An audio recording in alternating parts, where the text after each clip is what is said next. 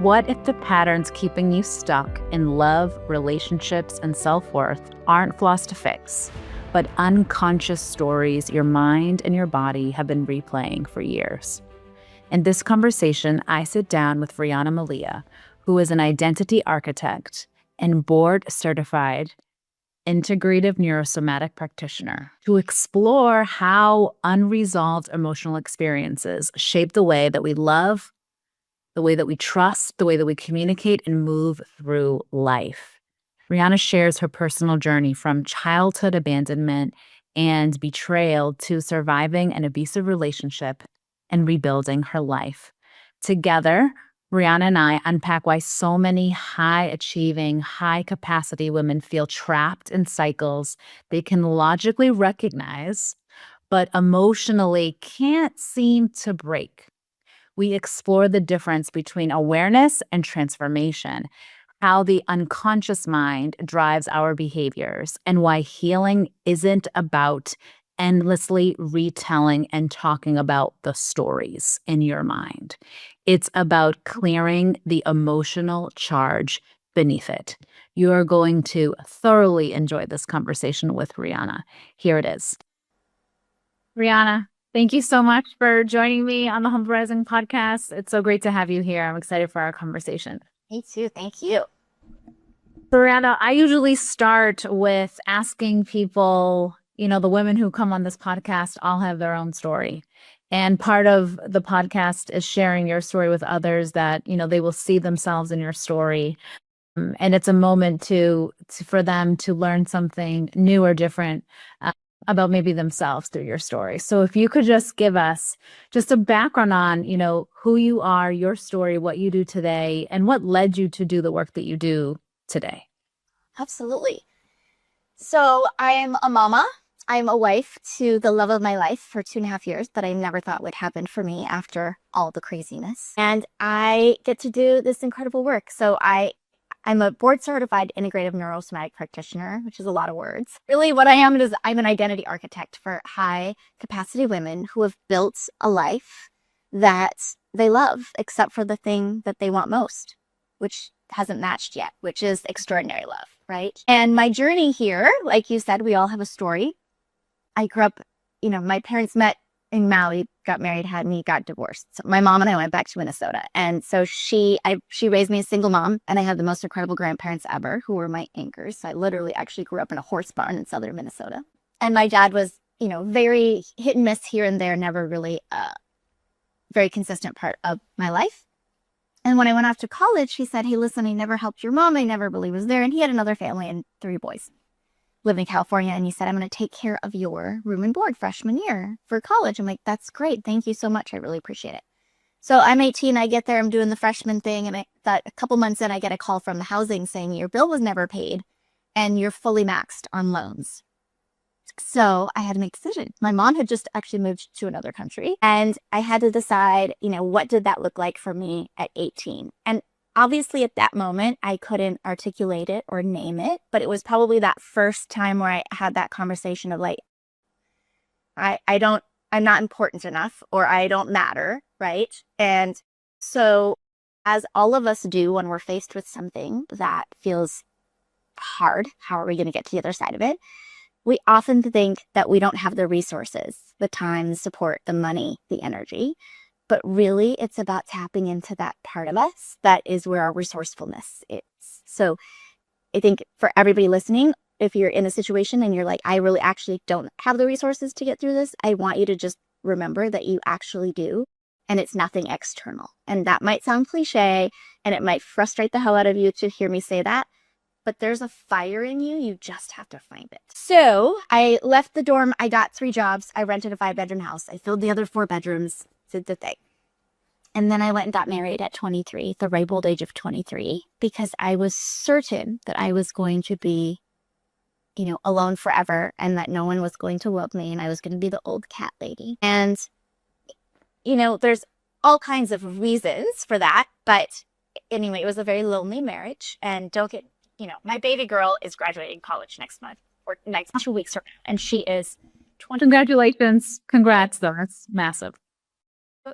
And I look at her and I'm like, even though one thing that I'm so grateful for and I'm so in awe of, it's her sense of self at 22, like valuing herself in a way that I didn't. It was the opposite. And it forms my heart as a mama. But I also look at her at 22 and go, no way, would she be getting married? Anyway, lonely marriage, lots of stuff, had our miracle child. Literally, she was a miracle child. And when she was 6, we separated. And I said, we went to mediation. It was pretty calm and felt pretty good. I mean, for a separating of a family. And I just said, I only have one request. And that is, if you meet somebody or whatever, just do your thing. Give Maddie this first year of this transition where she's with you, just be with her, And after that point, like, well, it can be discussed. That was agreed upon, no problem. And the next day I called it to see how she was doing. She'd had a little cold and she was with her dad. And she said, well, Daddy's friend and her daughter are here and we're coloring Easter eggs. And so I lost it, right? And just because then it went from pretty calm to very volatile and horrible. Like the next 2 years were out of a bad movie. And during that time, I did all the things that we're told to do, right? I talked about it in therapy and I talked about it with my girlfriends and I read the books and I journaled and I did all those things. Now, they're all beneficial, but at a certain point, it just keeps you in the story and in the drama and reliving it over and over again. So she was 6 when we separated. So 3 years later, she was 9. My father had been kind of in and out and doing some stuff. And he always had these next big ideas, these next big deals that was going to be the one, which in my younger years, I would buy into that and get really excited about possibilities and all the details. So he comes to visit. It's April. It's Minnesota. It's freaking freezing. And we had just gotten like a ton of snow and it was like 40 degrees below zero. And Maddie and I lived in this little farm cottage in Afton, Minnesota. And we had horses and chickens and this cute little pond that in the summer on Sundays, I would dye it like blue. So it looked like the ocean and she would be in her little floaty and whatever. But it was so cold and I was so sick of the cold. And my father came to visit and he said, I think this is the perfect time for you guys to move to California and take over a family business. And everything inside of me was screaming like, no, obviously, he can't do that. Like, you can trust him. And I said, well, I'm not moving across the country for the next big thing. And I am only disrupting Maddie's life once. I moved around a lot as a little girl. It's hard. It's hard to feel settled and calm. So we got here and the first couple months were a fairy tale. I have to say, it was so wonderful. Weekends with the horses, family dinners. My parents were like friends. We were all together. Like Maddie was having so much fun. And the day after her birthday is November 30th, I was in the studio and it was a Monday. And my father had left to go drive his current girlfriend of whatever, a millionth girlfriend and her very strange children back to like South Dakota or wherever they were from. And I hear some noise and I look around the corner and all of a sudden I see all of these people coming in and they're all of these people with guns and they're pointed at me and they're yelling at me to sit down and they have guns drawn and they put me in handcuffs and I'm, obviously had absolutely no idea what's going on. But in that moment, my only thought was, oh my God, my mom is going to be home with my little girl from school and her new friend for the first time for a play date in 20 minutes. Like, I need to call them. They're like, you're not calling anybody. So without spending our whole time together going all the details, I found myself in the middle of this freaking DEA investigation of what had been happening in this business. And so I now found myself in another position where I had to make a decision because the assets were frozen, all of it, business, personal, like I had no money. This relationship that I had longed for with my father, done. And I had to decide, do I move us back to Minnesota, which I could have in a heartbeat, or do I keep my promise to my little girl? And at the end of the day, that was the most important to me because there's generations of that in our family, like, breaking promises and just that sense of not feeling, like you get to just be a child. So we stayed and there was several $100,000 in debt later, but Maddie got to not be disrupted. And she actually didn't know any of this until she went off to college. She had no idea all of this was going on around her, which was like, for me, the most wonderful thing ever that I could protect her from that. But then in that time, right now, dealing with this huge betrayal and and like angry and sad and like going back and forth between those two emotions. And again, seeking support, like therapy and talking about it, and writing him letters that you don't send because you don't feed the fuel of a narcissist, right? But I just wasn't very present in anything else other than those emotions. And I couldn't be really, the best mama to Maddie. I just felt trapped inside of the whole situation. And it was also about that time that I thought, oh, this would probably be a great time to start dating for the first time after my divorce. Brilliant. But I had so much evidence that I was, there was something wrong with me. Not lovable, there's something, right? Something. My father, my ex-husband, my father again. And I met somebody and I immediately knew it was not my person. But I also was fighting with what I knew to be true. And I said, you know what? It's probably me. My expectations are too high. So the love that I've dreamed about or wished about or that kind of partnership probably doesn't even exist. And if it does, it's certainly too late for me, all the things, and found myself in a very abusive relationship. And it took me a lot longer than I would have cared to admit to get out of it, like a couple of years to untangle it. But when I did, that was kind of my line in the sand moment. I'm like, never again. Never again will I be in a position or in a relationship where, you're constantly told that you're too much and not enough in the same breath, that there's always things that are wrapped inside of a joke that are just, constantly making sure that you're not that special. And just all that kind of stuff that just over time you start to question your own sanity. And that was kind of it for me. And I said, I'm Maddie's mama and I have friends and I have family. And, at this point I was working in real estate and title and coaching real estate agents and how to build a business and build relationships. And then I found something that then became kind of the basis for my life's work. And in a matter of weeks, there was parts of me that I didn't recognize in the best way. And that all that anger and the rage and the sadness and the all that stuff was just gone. And it was, for me, the moment where I said, oh my God, there is another way. It doesn't have to be continuing to tell the story over and over again, because again, the body, right? Everything, memory we know is cellular. And every time we do that, it just reactivates that as though we're living it again over and over and over. And that led me to create this work, which I created for me first. And now it's such an honor and it's such a blessing to get to do this work with women all over the country and some around the world. But to be able to sit with someone and say, this is not it for you.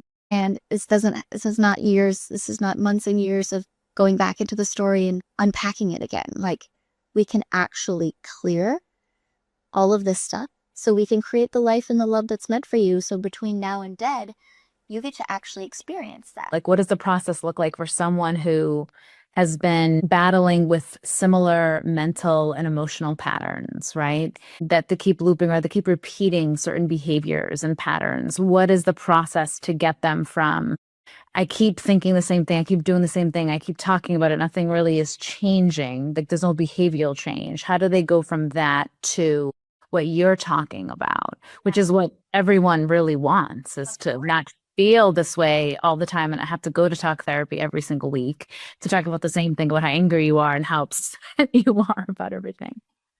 So before I do that, I think it's really important to have tiny little bit of like a visual about the difference between the conscious mind and the unconscious mind, because it's an important part of this conversation. So I like to use our body as an example. Everything from the neck up is our conscious mind, right? It's our critical faculties. It's everything we know. It's all of our processes. It's our goal setter. We use it all day long, and it's 10, which means the rest of the body, the other 90%, is the unconscious mind. So if the conscious is our goal setter, the unconscious is the goal getter, right? That's where the magic happens. That's the processing. That's the general. It's the operating system. But also, most importantly, it is the literal library of everything we've ever experienced in our entire life. And when we think about all of the experiences from time we were little till today, everything we felt, everything we said, it's all stored at a cellular level, right? And what happens is when that's not cleared properly, and when I say properly, I mean without going back into the story and the pain that caused the trauma in the first place, then we see things manifest like anxiety, depression, overwhelm, paralysis, confusion, illness, injury, disease. And that is the reason largely that people don't actually ever get what they want. They stay stuck in this roller coaster of spinning and keep attracting the same thing. And that's also largely because every single day we think between 65,000 and 85,000 thoughts, and 90% of those are recycled. So they're the same things we've been thinking and processing and mulling over for days and weeks and months and years and probably some decades, right? And the issue there is that most of that is negative. And I get a lot of pushback on that because, of course, my clients are, they're like, I've done so much mindset work. I've done all the things, and which is fantastic. However, what people don't realize is that the way that our brain is wired, we're mostly thinking about the things we don't want.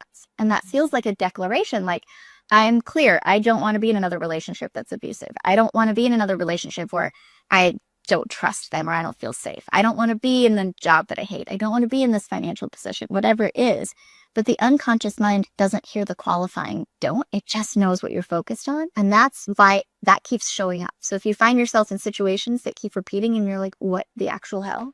Like, why do every relationship, it looks the same. Every friendship situation, every, professional situation ends up in the same thing. Like everywhere I go, my superior can't stand me. Isn't that interesting? Or there's never a parking spot. All of the things that keep showing up in your life, there's a reason for it. The good news is it's very easy to fix. To answer your question of the how, so when I think about my methodology, and it's clear to create your very best life, right? So your very best life piece has always been a part of my world, whether we've been friends for 20 minutes or 20 years. I want you to live your version of your very best life, right? And it's different for every single one of us. But you can't go from all of this stuff, childhood stuff, failed marriage, failed business, a friendship that you thought would last forever that's gone. I mean, all the things that we go through in life to just living your very best life. We have to clear before we can create. So we have to clear the story to create the life, right? Everybody says, I want a different story. You got to stop telling the old one. And we have to clear the patterns to create the partnerships that we want personally and professionally, romantically, with our friends, with our family. We want them to be genuine and fulfilling and aligned. But when we bring all of that old patterning, all that old unconscious, subconscious stuff that's running the show, we don't get those partnerships. We get more of the same, which are all the things that we don't want. We have to clear the cycles to create the confidence, right? Everything is cyclical, and it's really fascinating if you look at your life in 7 to 9 year cycles of what shows up. It's mind-blowing. But if we don't clear those cycles, then we can't create the confidence, because after we've been through things like this, there's a part of us that's like, I don't know. I don't really know if I trust myself in my own decision making, because I thought that I knew, and then I thought I knew again, and then I thought I knew again, and look how that turned out. So there's that confidence piece that's missing. And we have to clear the resentment to create the results, right? When we talk about wanting things in life, oftentimes we think of it like there's resistance, self-sabotage, or just resisting and not really understanding why. And the real question is, underneath the resistance is, what are you resenting? And lastly, we have to clear the loss to create the love. Even if it's a marriage that is not for you, and it's the best thing and the healthiest thing for you to be out of it, you still have to grieve the loss of what you wanted for it, right? Nobody gets married or into relationships thinking, we're going to do this for a bit and then we're going to get divorced, right? We all have that idea and that vision. So when we look at it, but before we can clear anything, we have to get clear. And that is like the basis for everything, is a level of clarity that most people have never had. Like specificity and clarity around who you actually are, your values, your non-negotiables, your desires. And I liken it to going to a restaurant and the server comes by and says, what can I bring you? And we say, well, we're thirsty and we'd like to start with a salad and their protein and, whatever your vegetable is today. And they bring us an iced tea and a Caesar salad and a lovely pork chop and some roasted carrots. And we got exactly what we ordered.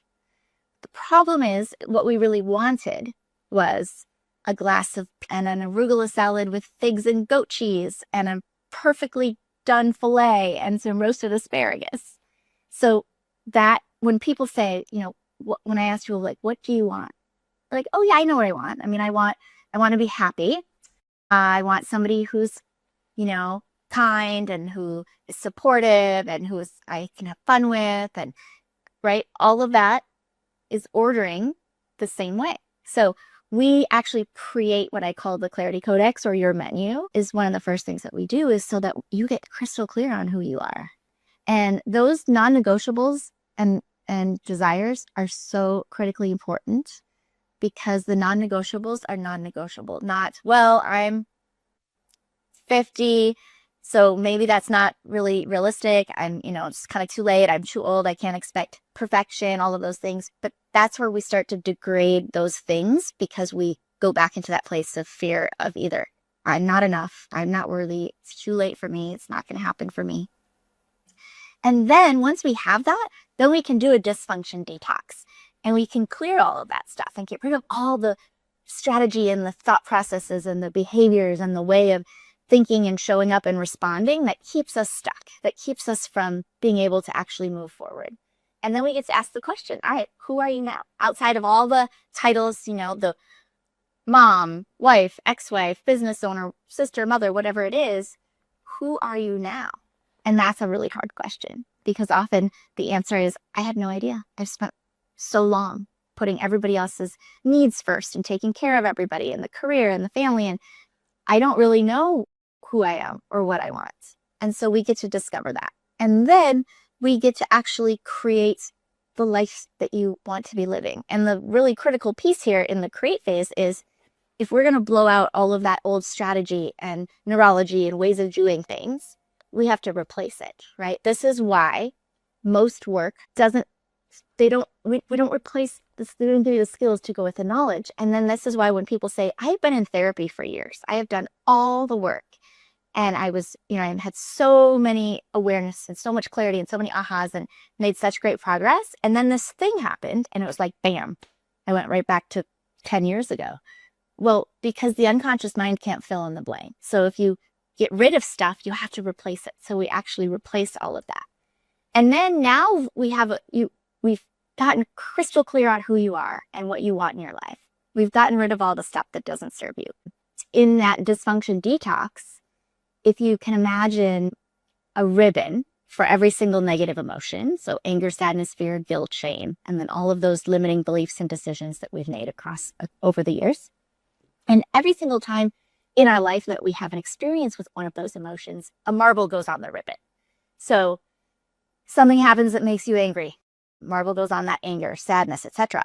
And so if something happens today that makes you feel shame or sadness or anger, it's not so much the today thing, it's the 40, 50, 60 years of marbles behind it. It's the gestalt, and that's what we get to release. And when we are then looking at what you want, we're going to create a plan so that we reverse engineer it, so that we look at, let's say, whatever it is, goals, achievements, relationships, health, wealth, doesn't matter. And we reverse engineer it so that when life comes at you, because it will, you don't have to worry about what to do next. But more importantly, we install that on your timeline so that your brain gets to experience as though it's happened, because the brain doesn't know the difference between something that's actually happened and something that's happened with all of the emotion.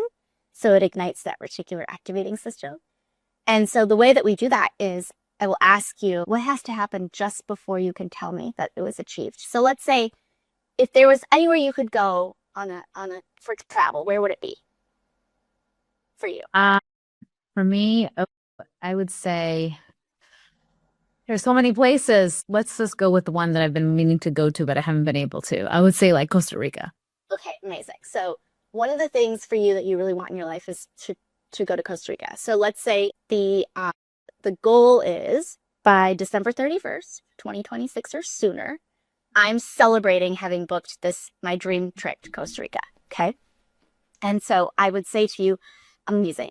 What has to happen the second before you could call me and say, okay, it's booked? Like, what happens in that second? Maybe it's you could get an email or a notification on your phone from your travel advisor saying the villa's booked, the flights are booked, all the things are there, and you look at that And then my question for you is, how do you feel? What do you see? What do you hear? Is there anyone in the room with you? Are you laughing? Are you dancing around the kitchen? Are you in the middle of the market? Like, what viscerally feel that? And that's the piece that we install on your timeline so that your brain and your body go, oh, got it. This is where we're going. This is what we're doing. This is what we're looking for, because that reticular activating system becomes laser focused, then looking for the people and the opportunities and the resources to make sure you actually get to experience that.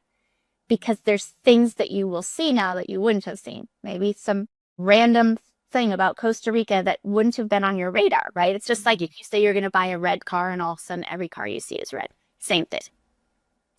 And then we get to move into that claim phase, which is so beautiful, where you get to own it and integrate it and embody it. And when you own this new version of you, if you will, this new identity, and the identity piece is important because so often at this time of life when we're trying to figure things out and questioning things and things are shifting and there's a lot of transition, there's an identity that we've been attached to, whether it's, traumatic stuff or old stuff or who we were 20 years ago.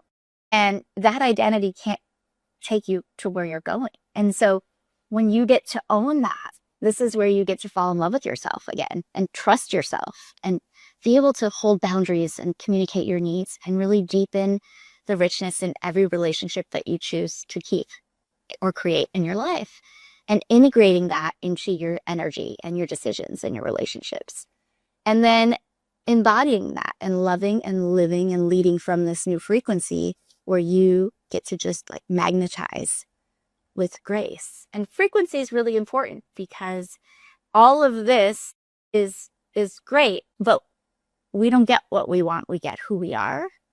And when we talk about frequency, I love to use music. So what's your favorite kind of music, or one of your favorite genres of music? One of my favorite is probably like R&B, but like 90s R&B. Like 90s R&B. Okay, and then what would be a genre of music you really can't stand? I'm not like a big alternative. Okay, so for the people listening, really important, I need you to answer that question for yourself. What is your favorite music and what is your least favorite music? So for you, I want you to imagine that everything you want for your life, yourself, your future, all the dreams, all the magic wand, fairy dust, no filters, no limitations, all of it is hanging out up here on Sirius XM 111, which is all 90s RV all day, right? It's phenomenal. And consciously, we often think that we're hanging out in those higher frequency emotions.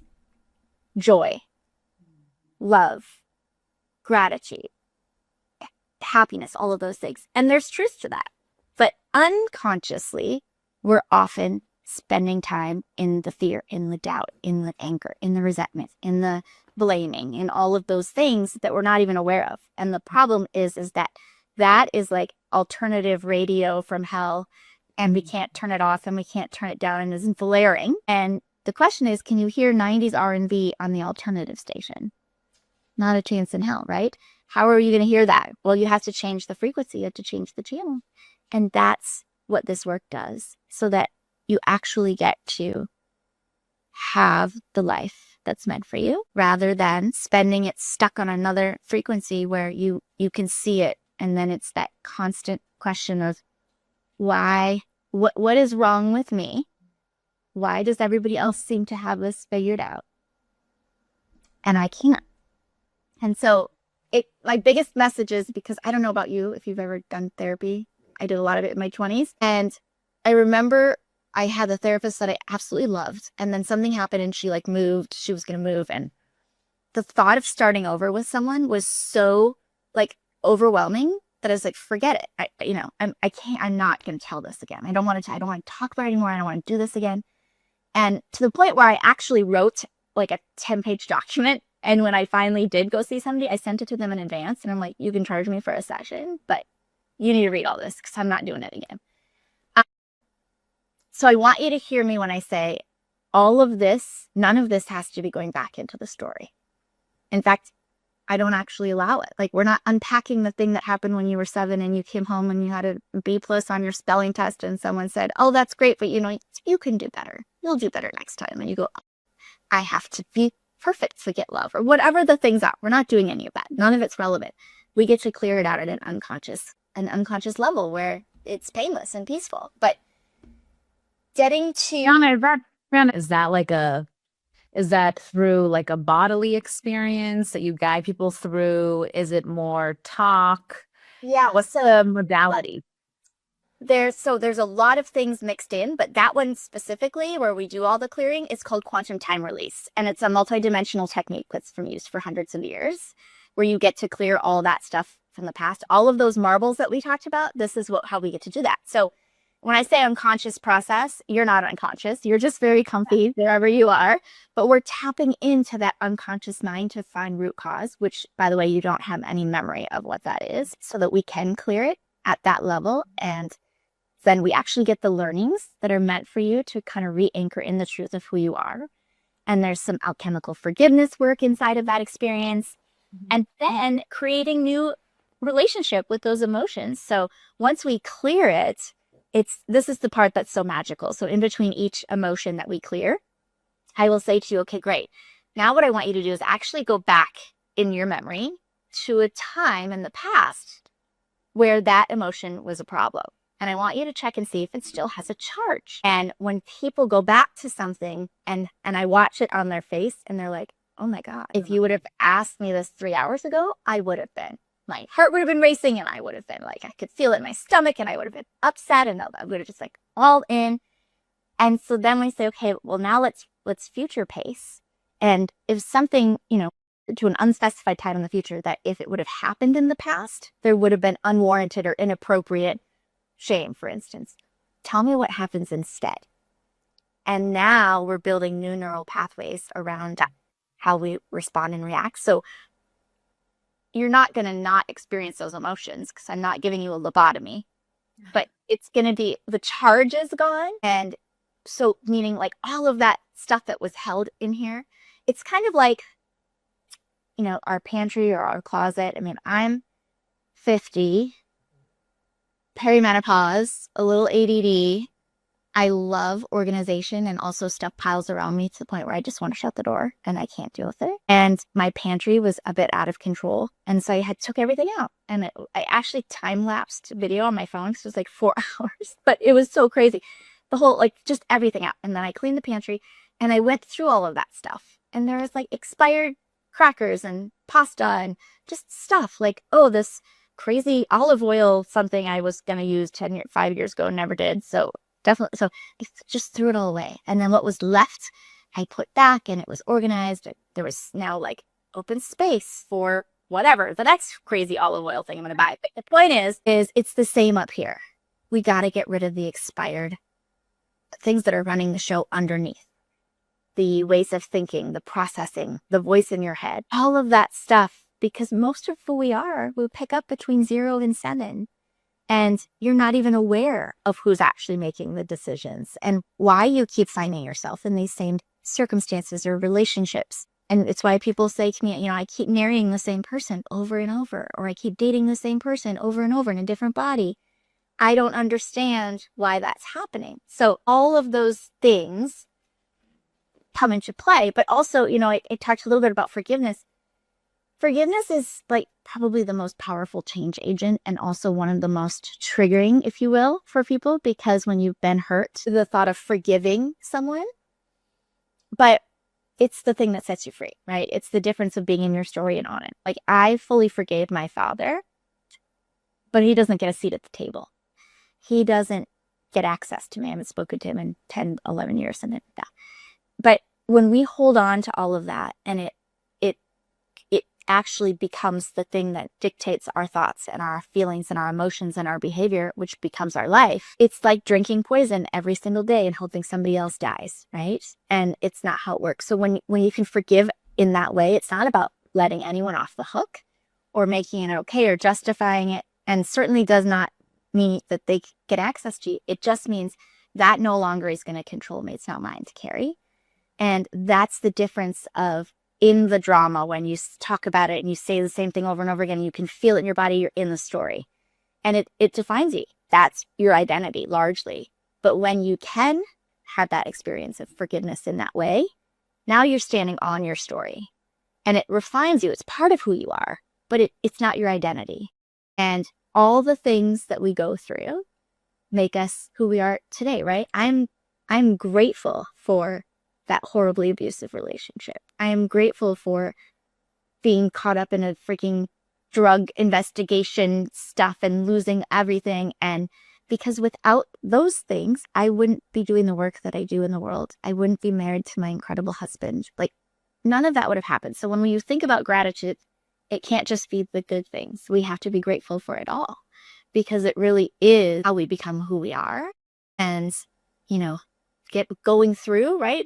What do they say? The only way through is through. So like when those boulders like come and drop in front of us and we have absolutely no idea how we're going to get over it or around it, it's in those moments where the right person shows up, the right resource, the right conversation, and then you get an opportunity to do something about it. Because I really do think like we all have those moments or those line in the sand moments where like, I don't want to live like this anymore. And the universe tends to bring us people, but it's up to us to not ignore those nudges. And oftentimes because we are afraid or because we don't know, we have no idea what that looks like, we don't take action on it. And then we stay in this place over and over again. And the unconscious mind has two jobs: keep you safe and get resolution. And we all have this kind of self-created boundary of our comfort level. And inside of that is mostly what we've known. So if you grew up in a household that was chaotic or yelling and screaming, that's how things were communicated, your unconscious mind knows how to navigate that. And it will continue to actually be drawn to those types of situations because it knows how to live in it. So the thought of something else is scary AF. And that's when the voice in your head gets really loud and says, you know what? We're good right here. We know how to live in this. And then the resolution piece is if you had needs that weren't met in childhood or adolescence or in early adulthood, they're either going to get met consciously or unconsciously. And the only way to get those needs met and get that resolved is by continuing to play it out over and over again inside of your relationships. So all of those things that are happening kind of underneath really drive how you feel and how you occur in the world and how you are experiencing this life and how you're also experiencing those moments in the middle of the night when you wake up at 3 a.m. Like, why can't I have fill in the blank? Like, does that make sense? Yeah. Are there, with the women that you've worked with, or the people that you've worked with, are there like common patterns and themes you see, or in terms of how they come to you and like why they're coming to you? And then is there, like related to that, are there common barriers or common roots of resistance that they show up with that they're like, I don't know about that, Riana, like, do you see some commonalities, some themes across the folks that you work with?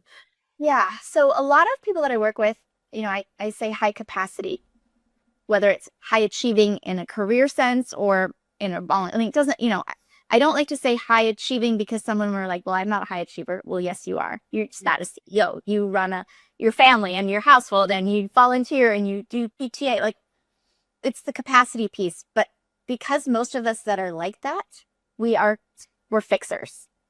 We can look at something and figure it out and be like, okay, that's how we're going to execute on that. And when we can't, which is this part of it, it's so disarming and like, it's so frustrating. And we're like, what?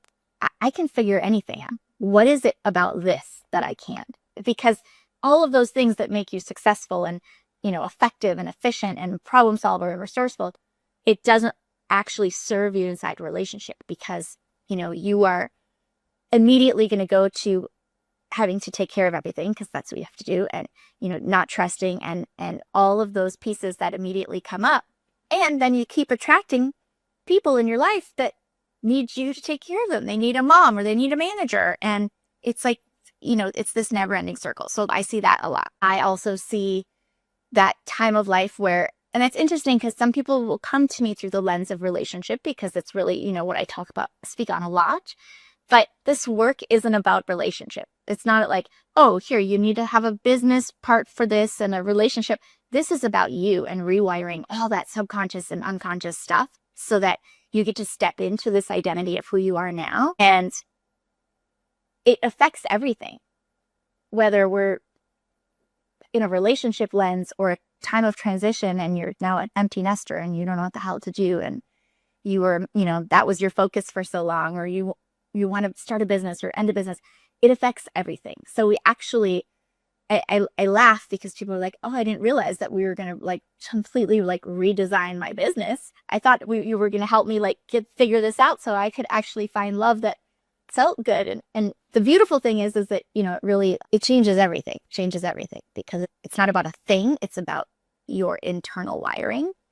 So yeah, lots of common themes and lots of really incredible people that when we really look at them, get underneath it, the uns and the lesses are there, right? I'm unworthy. I'm unlovable. I'm hopeless. I'm powerless. or the things we say to ourselves, I start something and then I don't finish it. And so what's the point, right? That's always a lot of it too. And, I always say, listen, and I also get, what if this doesn't work for me? Because I've done everything. And I say, you have done everything. And that's why we're here, right? You've done all the things, which you need to do the things before you come see me. Like, you got to do that therapy and you got to figure some of that stuff out. But when you're ready to like have it be done for good, then we have this conversation, because there's no modules. This is not like a program. It's you and me co-creating your life, and it's very bespoke. My framework doesn't change. Clear, create, claim, all that never changes regardless. But you are different than this person and this person. So it's really a beautiful thing to be able to understand that the only way it doesn't work is if you literally just never show up. But it's the only way this isn't going to work for you. And everybody thinks that their thing is different or worse or harder, or, you don't understand. I've been through 15 relationships. None of it matters. Literally none of it matters. If you show up, we're good. If you don't, then of course it's not going to work for you, but that's the only way. Yeah. Yeah, no, I love that. I mean, it's showing up for yourself, right? Investing in yourself and finally saying, I really want to change this. And like you mentioned before, I'm done living like this. Like, I think when people come to a program or to a person in a way of like, I've done the things and now I know I need a different kind of support, I think it's really powerful. It puts them in a more like powerful position, right? And Riana, I know you talk a lot about what it means to have a life that's full of, like power and purpose and peace. And a lot of people I speak to, especially like high achieving women, will talk about that. We'll talk about, I just want to feel peace. Like, they want the freedom, but they want peace. And what they're talking about is internal. Like, I don't want the tug of war anymore. And it sounds like so many of your clients, people that you work with, it's that. It's like, I'm battling my brain and my mind and I'm just keep repeating these patterns. So I'm wondering, like, if you could share, I don't know, just maybe where someone can start, or your biggest piece of advice. I know that's hard because you have shared so much helpful advice already in this conversation, but just for someone to take away like one thing that would help them move forward towards having or feeling more powerful or more purposeful or feeling a little bit more peace internally, what would you share with them? All right. I'm going to share something with your listeners that I do with my private clients, and it's called my Magnet for Miracles experience. And so here's the deal. If you would like to, over the course of the next 72 hours, rewire your brain so that the things that are not working in your world in the way in which they could or should could stop. Is that interesting? Like, if you could just play with me for the next 3 days, and here's what we're going to do. You need 2 pieces of paper and a rubber band. So very high tech. Okay. 2 pieces of paper and a rubber band. On one piece of paper, on the top, I want you to write toward, and on the other, I want you to write away. Now, if you imagine that you're sitting in a room with 4 walls, to the left, to the right, in front of you, and behind you. I want you to imagine one of those walls is your away wall. And on that away wall is everything you don't want. Everything. The dirty car, the relationships, the debt, the menopause, belly, like all the things that you don't want either more of again, ever goes on that list. And I want you to imagine a wall in the room. So for you, where would your away vault be in your room that you're in? Like behind you? Okay. yes.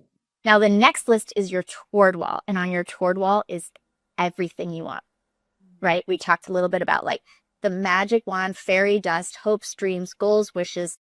Do not think about how old you are, or how young you are, or any of the things. You just put it all on there. So where would your toward wall be? In front of me. Yeah. Okay. Yeah. So if you're a really visual person, I have a lot of clients who will do this and actually in their bathroom or their closet or their office, they will put these pieces of paper on that wall. Not necessary. When you're done writing these lists, and whether it's one full piece of paper or 10, I don't care. I want you to take photos of them and put them on your phone. I recommend pinning them in your notes app so it's super easy to find. And then what you're going to do is you're going to put a rubber band on and you're not going to take it off for 72 hours. So my suggestion is make these lists and then start the next morning in this process together. And what you're going to do is you are going to go through your life, right? Just do your life. And when you notice that you are thinking about something that is about something you don't want, or it's, fear-based, or it's causing anxiety, I want you to snap the rubber band. And it needs to sting. So you got to use an office because our brain needs the pattern interrupt. I want you to remember what it was you were thinking about. And then I want you to actually replace it with an opposite thought. So this is the frequency work. So I was just thinking about how much, I don't ever want to be in a relationship again that I feel like I can't trust them. I want you to flip it to, it is so amazing, feel like so freaking safe in my relationships. Something like that, okay? And if you're like, I don't know, just pick something on your toward wall list. It doesn't have to be the opposite. It's just a really easy thing for your brain to flick. Pick something on your toward wall list. And just like we were talking about the moment where you got your booking for Costa Rica, I want you to experience that thing as though it is. What do you see? What do you hear? What do you feel? Now, if you're like, this sounds crazy, stay with me. I have so many people that say, I really, honestly, Riana, thought this was the stupidest thing I've ever heard, and I couldn't believe you were making me do this, and it completely changed my life. So just know if you're having those thoughts, it's fine. Just do it anyway.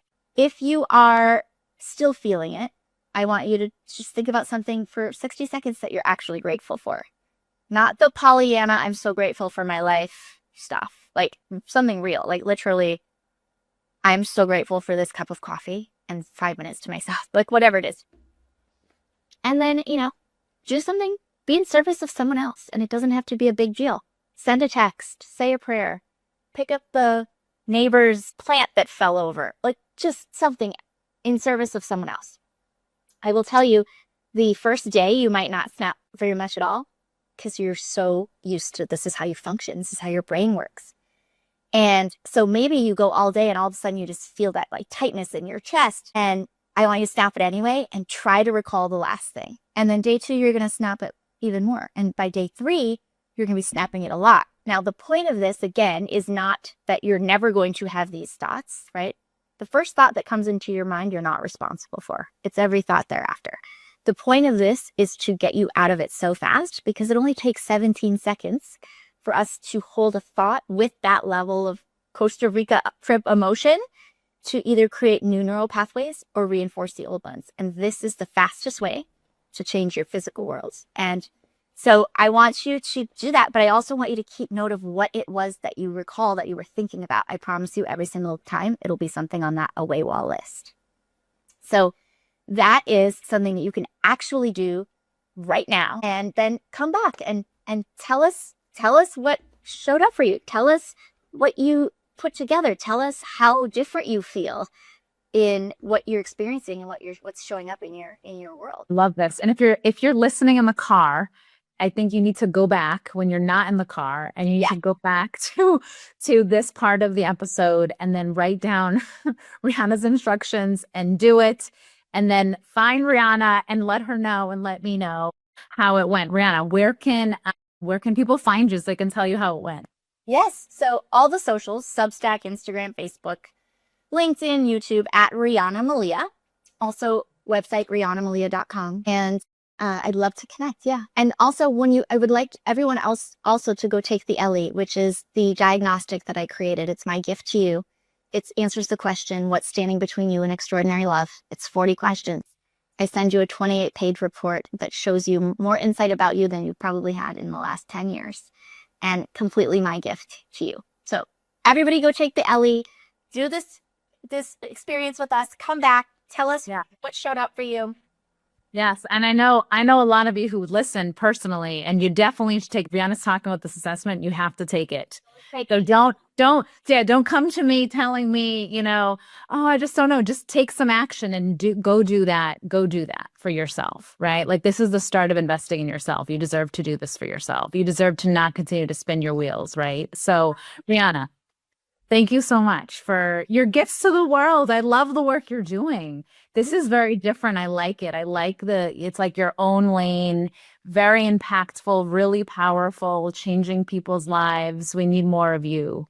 Although there's only one you, of course. But thank you so much for the work you do. And thank you for this awesome conversation. I'm really looking forward to people sharing with us what their experience is, because I'm going to try this. I'm going to try this exercise. Oh, you must. It's amazing. Well, thank you so much.